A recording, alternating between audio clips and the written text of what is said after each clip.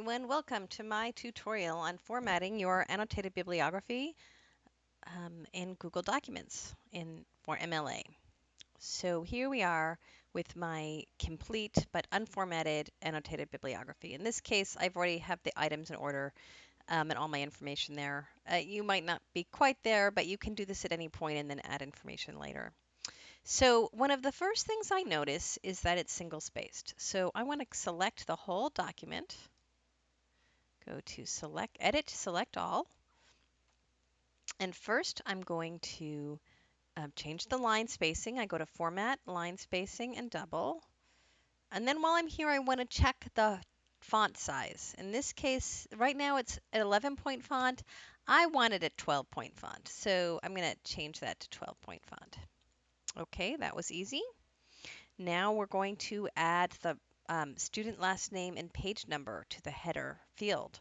So in Google Doc, it's very easy to get into the header field. You just double click near the top of the page and you get into the header field. And so we want to right justify it because the last name of the student and the page number um, of the document should always be in the upper right-hand footer field of every page. So first we will change our alignment. We'll go to Format and Alignment, and we will right justify it. So it will go over there. We'll add student last name, and then we will insert a page number, insert page number, and we will select the upper right-hand corner. All right, there we go. We're just moving right along here. The next step we want to take is to add the first page header. So in this case, it is student name, teacher name,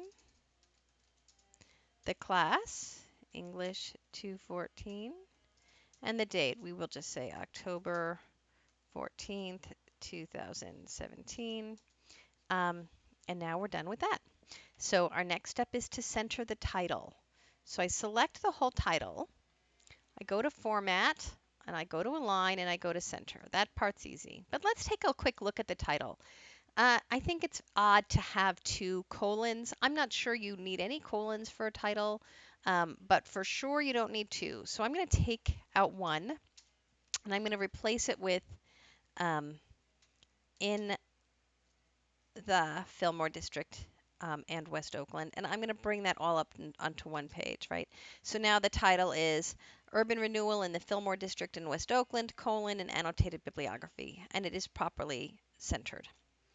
So our next step is to create a hanging indent for the citations. So we select the first citation, and then we go up to the ruler bar, and it's in Google Docs, it's easier to do it this way, even though it seems a little funny. To take the whole margin over 1/2 inch, and then we want to get out of the whole selection and just have our cursor in the first line and move the top part of the indent marker over to the left margin line.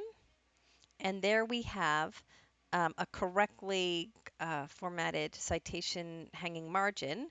And there's still a couple of problems here. We have last name, comma, first name, period.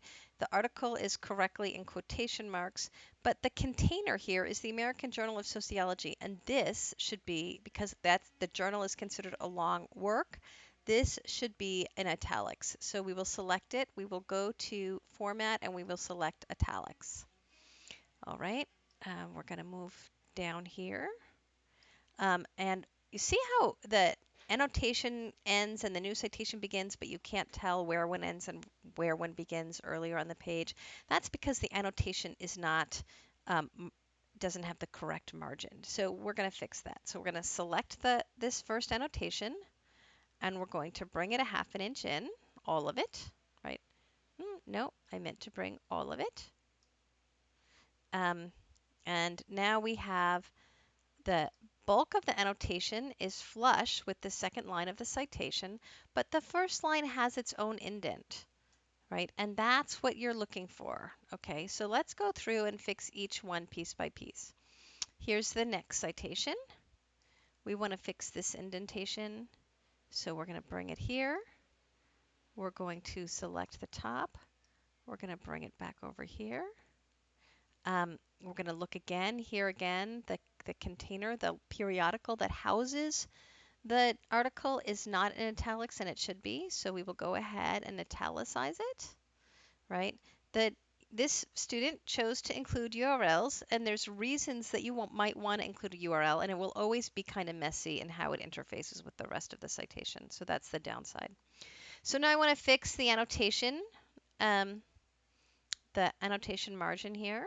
And so I want to select it, and then I want to go back here where I can see it kind of in relation to the rest of it. I want to bring the whole thing over, and then I want to bring the top over another half an inch.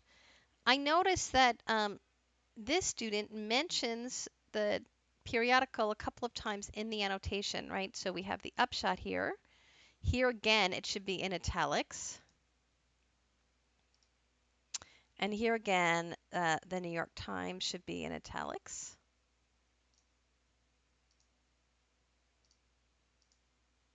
Once you say the New York Times, you don't have to include the word newspaper because it's widely understood to be a newspaper.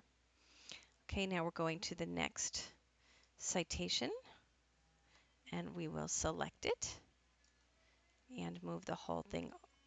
Oh, let me see if we can do it separately. We'll move the whole thing over, and we will go back into the first line and move that over to the left. All right. Again, the housing and economic development is probably the name of the website. So I'm going to go ahead and italicize that. And then we will go continue, right? We will select, right? It says this website, so that's the name of the website. So we will select the annotation, just like we've been doing. This is a little tedious, but it does not take long. We want to move the whole thing over here, and then move the whole thing over here. So there's two different ways you can manage this ruler, but the end result is the same because you want the body of the annotation to be flush with the second and subsequent lines of the citation, and you want the first line of the annotation to be indented by a half an inch. So let's keep looking here. Now we have another citation. This citation is only one line though, so it doesn't need to have a hanging indent. So, but we want to add a period after the name of the periodical, and again, we want to italicize the periodical, right? And then we want to select the annotation and bring it over to the right. Let me see if I can do it this way. There's a couple different ways to do this. I like to bring it over to the right, and then I like to just bring the top line over another half an inch. Okay, that's working. And then, so here we're going to select this citation. We're going to fix the hanging indent. Not that way, but this way. Select them both. Bring them over and select the top button and bring it back. Somehow that didn't work. So sometimes you have to play. Oh, I know what I did wrong. Okay, so we'll take this over here. We will stop selecting the whole thing and just move the top line over. All right. In this case, we don't have to italicize this piece of information. But so what this word dissertation means that this piece of writing was done as the culminating project of Christina Jackson's PhD. It is information about the medium. So I would move it over to after the year to the optional elements location. And I would get rid of this. It was published by UC Santa Barbara.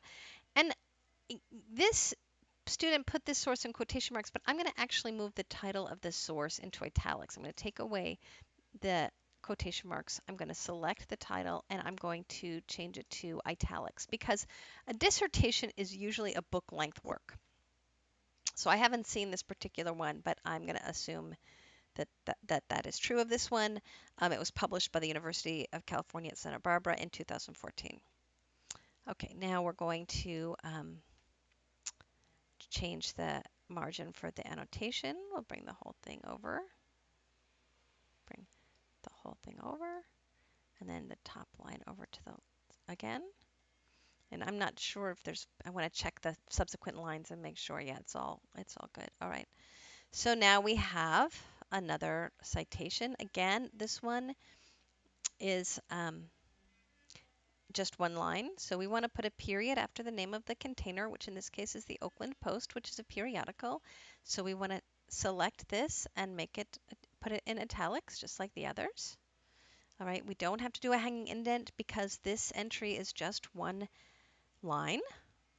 So we will, but we do have to fix the annotation margin. So we select the annotation, we bring it over. Oh, I want to do it the other way. We bring it over a half an inch, then we bring the first line over a half an inch. Sometimes that works, sometimes it doesn't. And then we see there's another reference to the Oakland Post, so this should also be italicized. So we go to Format and we select Italics. And this student's saying an interesting thing. They're saying that they're not familiar with this newspaper, so it might have issues with credibility. So they're not saying it's credible or it's not credible. They're saying in this particular case, they're not 100% sure. You don't want to be saying that too often, but you might have an obscure resource that had some interesting information, but you want to keep it in mind that you're not sure how credible it is. All right, so let's go to the next citation. We will select it. We will bring the whole thing over a half an inch, and then we will deselect it and put our cursor in the top line and bring that over to the left. And again, here is the last name, first name, period. The article is in quotation marks, but this is a periodical that should be in italics. So we will go ahead and select it and choose Format and choose Italics. There should also be a period after the name of the periodical. There should be a period after the whole entry. And then we will select the annotation and fix the margins for the annotation. Pick the whole thing, move it. Oh, wait, I want to start this way. Move it over a half an inch, and then move the first line over a half an inch, just like a paragraph. We're doing great. We're almost done here. Let's look at this next citation. Right, we're gonna offer it the same hanging indent its sisters and brothers have. So we will move it to the left. We will bring the first line. Bring the first line over to the left. We have our nice hanging indent. We're going to try to fix this URL situation, which is going to be impossible. So that this has to be moved over. So sometimes things get funky, and you have to keep an eye on it all. Let me do this. Let me do this whole line again. I might have to bring it over here, right? And then bring the top back over here. It's not working. Oh, I know what I did wrong. We'll bring it back, and then we'll deselect it and just select the top line and bring the top line over to the left margin. So finally, we have it in pretty good shape, although it has that ugly URL, but there has to be a period at the end of the citation. And we have the East Bay Express. This is an article that was published in the newspaper called the East Bay Express. So this should be italicized. We'll do Format and Italics. And then we want to check the margin of the annotation. So we will select it.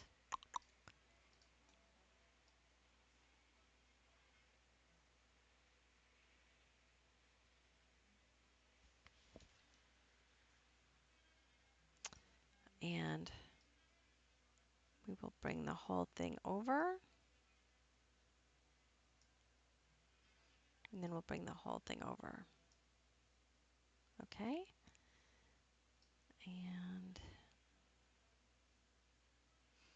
we will scroll down to the next source. We will select the citation. we will bring the whole citation over. We will deselect the citation and have our cursor in the top line, and then bring the cursor over to the left. This citation's a little confusing to me. First of all, titles of articles should have capitals, right, at the beginning of each primary word. So we're going to go ahead and capitalize those. Urban Renewal Program and its effects on the neighborhood,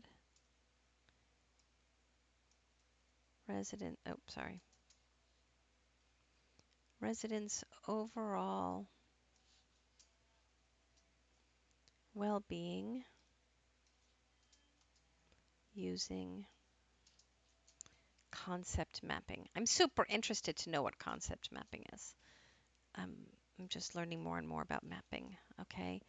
Now, heath and place is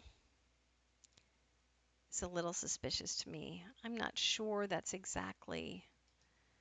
Oh, health and place. Okay, that's probably the title of a geography journal. So we're going to select it, and then we're going to go to Format and italicize it. Okay. Now we are going to go down to the annotation, and we're going to select the whole thing, and we will bring it over, and we will bring the whole thing over. And then this student tells us a little further down that it's the source, that it's from a journal that's peer reviewed. So we know the journal title needs to be italicized. So I made the right call there. Let's put a hyphen in here and see if the spell check's a little happier. All right, let's go to the next citation. We're going to fix the hanging indent.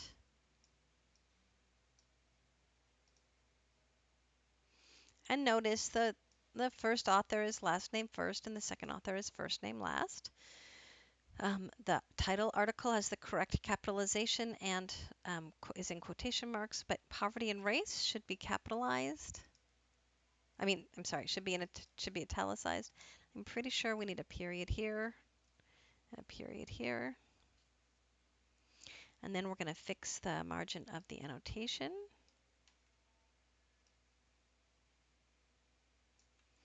We're going to bring the whole thing over here, and then we're going to bring the top line over again another ½ inch.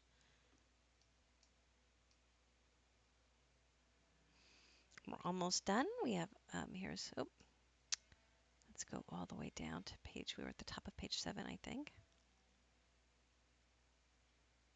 Yes. We're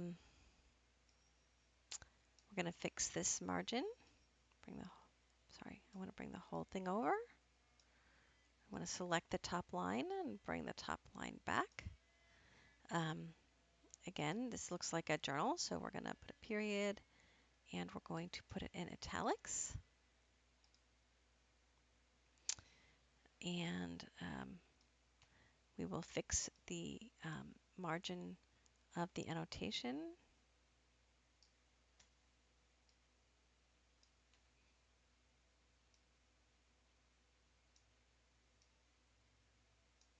And indent the top line another ½ inch. All right. We have another citation. We're going to fix that the same way. We select it. We bring the whole margin over to the right ½ inch. We deselect it, leaving our cursor at the top line, and then we bring that over, that top marker, the first line indent, over to the left. Again, we have an article and a periodical. We want to make sure the periodical's name is italicized. And then we're going to bring this annotation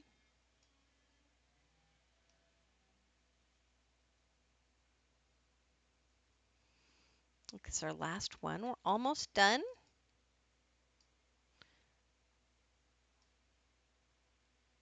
We're going to bring it over here. Then we're going to bring the top line over another ½ inch. So here we have it. We're pretty much done. I want to do a quick run and check the alphabetization, right? Amos, Badger, Executive Office, Okay, so in this case, it's an organization that claimed authorship for this article, right? In this case, there's no author, so they started with the title. So the F comes next after the E and before the J of Jackson. And then after that, H, A, B, C, D, E, F, G, H, I, J, K, L, another L, but this one is by Lai, this is by Levine, so we're good. And then we have M and R and another R, this time R-O-D. Is that what comes after this one? No, R-O-D comes before R-O-S. So we're actually going to switch these. I'm going to select this entry. And I will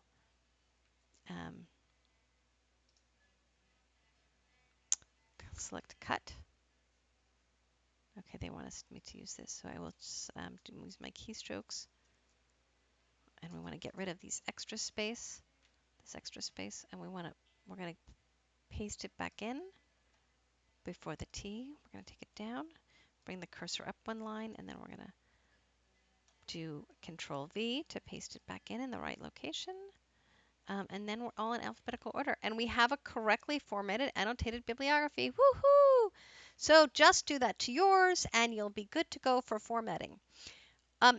If when you're done with your formatting, you should read it through again. Make sure that your sentences are clear, your summaries are strong, that everything's the way you want it to be. Then you want to save it as a PDF. So you go to File, and you can do this later, right? Just before you submit it on Turnitin, you should save it as a PDF. And that will preserve all of your formatting when you upload it into Turnitin. And that way it'll protect all of this hard work that you did.